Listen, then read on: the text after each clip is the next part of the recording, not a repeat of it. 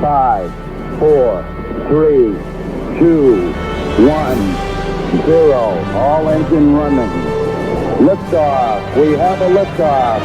This is About Space, America's return to space, with news and information on our U.S. space program.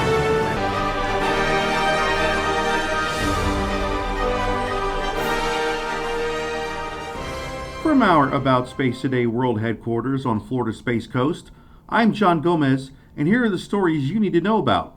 A new star will light up our sky, and SpaceX puts a hold on launches.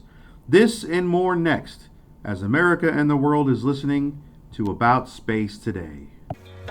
D&D Cruise and Tours is the official agent for About Space, and we invite you to come fly away to all-inclusive resort island destinations, or a cruise vacation from Port Canaveral, and even visit the Kennedy Space Center Visitor Complex, or just come and see the parks. Call for a discount cruise or an island getaway or the Florida beaches. Call today.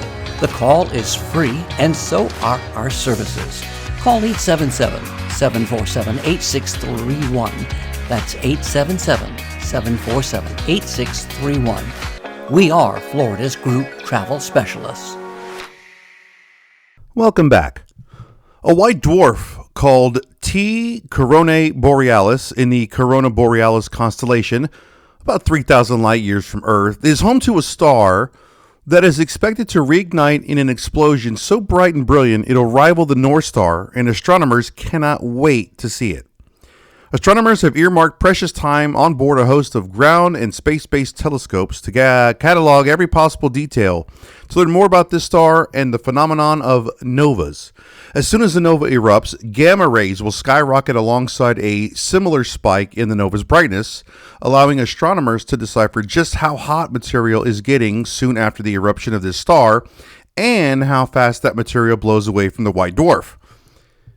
And if you were close enough, you might even develop Incredible Hulk-like powers. You know, if that's your thing. NASA's Fermi Gamma Ray Telescope, the James Webb Space Telescope, SWIFT, and the Integral Space Telescopes, as well as ground-based Very Large Array in New Mexico, will be redirected from their usual observing schedule to watch the event as its peak and through its decline into the abyss of space. Together, they'll capture the nova in various wavelengths for the first time.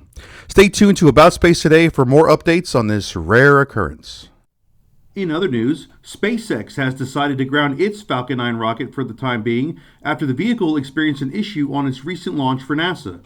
The launch of Crew 9 appeared to go perfectly, with the first stage landing upright in its spot and the upper stage deploying the capsule into its proper orbit.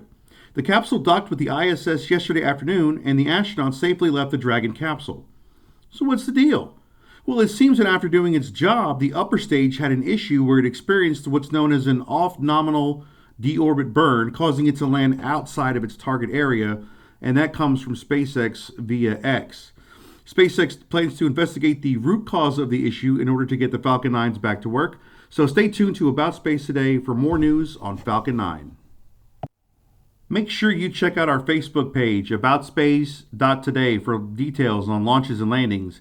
You can find us on your favorite podcast platform. Just don't forget to mash the like and subscribe button, especially on YouTube.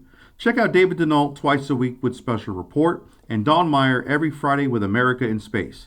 Whether you're listening from the International Space Station or just on your phone here in the U.S., thanks for joining me. I'm John Gomez, and you just learned a little about space today.